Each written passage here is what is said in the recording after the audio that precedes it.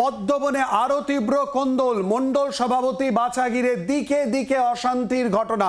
সমাধান খুঁজতে বৈঠকে বিজেপির শীর্ষ নেতৃত্ব। কর্মী ক্ষোভ কমাতে একাধিক উপায়ের খোঁজ। মণ্ডল সভাপতি বাঁচবেন না, জেলা সভাপতিরা কি? এই প্রসঙ্গ যেমন উঠে আসছে, ডানা ছাঁটা হচ্ছে কি বিজেপির জেলা সভাপতিদের? এই প্রশ্নও কিন্তু একই সঙ্গে উঠে আসছে। জানবো এই নিয়ে সরাসরি কথা বলে সঙ্গে রয়েছে আমাদের প্রতিনিধি কমলাক্ষ ভট্টাচার্য। কমলাক্ষ, এখনো পর্যন্ত কি জানতে পারছো? উচ্চ স্তরে ইতিমধ্যে এই নিয়ে কথা হয়েছে, কোন দিকে এগোচ্ছে পুরো বিষয়টা?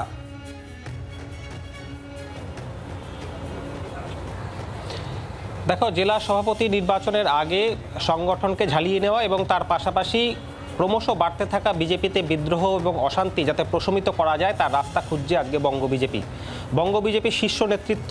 বিজেপির রাজ্য সভাপতি থেকে শুরু করে বিভিন্ন জেনারেল সেক্রেটারি তারা রয়েছেন এবং তার পাশাপাশি কেন্দ্রীয় নেতৃত্ব রয়েছেন। সুনীল বনসাল রয়েছেন, অমিত মালব্য রয়েছেন।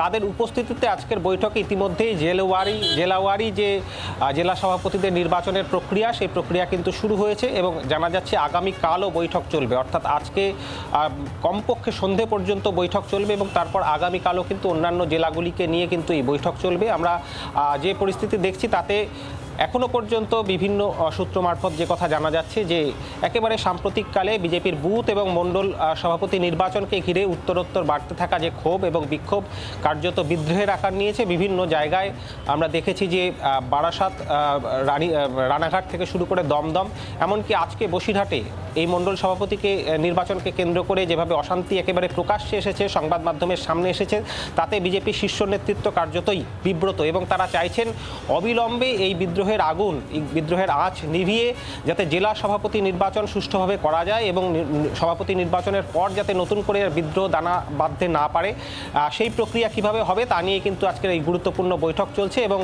সেই বৈঠক কিন্তু দীর্ঘক্ষণ চলবে। গুরুত্বপূর্ণ বৈঠক চলছে, সিদ্ধান্ত কি নেওয়া হয় আমরা জানবো তোমার কাছে, কিন্তু তার আগে ছবি তুলে ধরবো। বিভিন্ন জায়গায় আমরা দেখেছি অশান্তি, বিক্ষোভ পরিস্থিতি তৈরি হয়। কি ছবি উঠে আসে দেখো।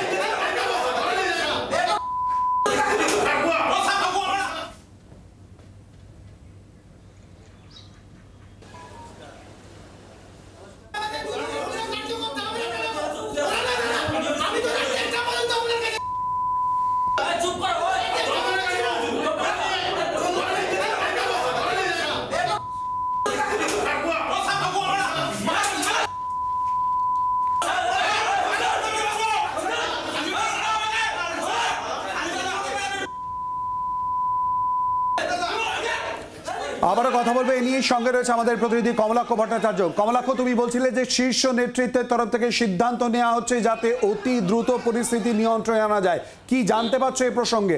আমরা জানি বৈঠক চলছে।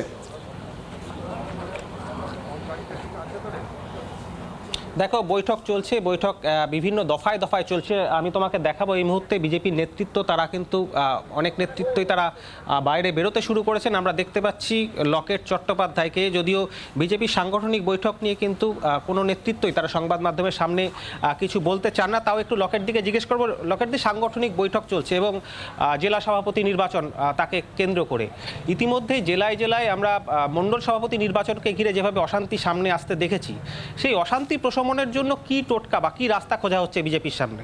এখন তো আমরা নির্বাচন প্রক্রিয়ার মাঝামাঝিতে আছি, সুতরাং এখন কোনো কথা বলাটা আমার মনে হয় ঠিক হবে না একজন কার্যকর্তা হিসাবে, কারণ এখন আমাদের নির্বাচন প্রক্রিয়া চলছে, আমরা একজন অ্যাক্টিভ মেম্বার এটা বলতে পারি সবাই। সুতরাং এটা নিয়ে এখন নির্বাচনটা শেষ হলে হয়তো বলতে পারবো, পুরোপুরিভাবে শেষ হলে তখন। আজকে কেন্দ্রীয় নেতৃত্ব রয়েছেন, সেক্ষেত্রে বারবার সামনে দেখা যাচ্ছে, আমরা রানাঘাট দেখেছি, আমরা আজকেও বসিরহাটে দেখেছি, এভাবে প্রকাশ্যে আসছে। এটা কি 26-এর জন্য যথেষ্ট চিন্তার বিজেপির কাছে? না, আমরা নির্বাচনটা শেষ হওয়ার পর যেভাবেই আমাদের প্রক্রিয়া চলছে, একটা প্রোটোকল মেনে, একটা প্রসেস মেনে সারা দেশে যেভাবে প্রক্রিয়া চলে, বেঙ্গলেও সেই একইভাবে প্রক্রিয়া চলছে এবং আমরা আশা করি যে আমাদের নির্বাচনটা সম্পূর্ণ হয়ে যাওয়ার পর যে জায়গায় বিক্ষিপ্ত ঘটনা যেগুলো ঘটছে আমরা সেগুলো মিটিয়ে নিতে পারবো।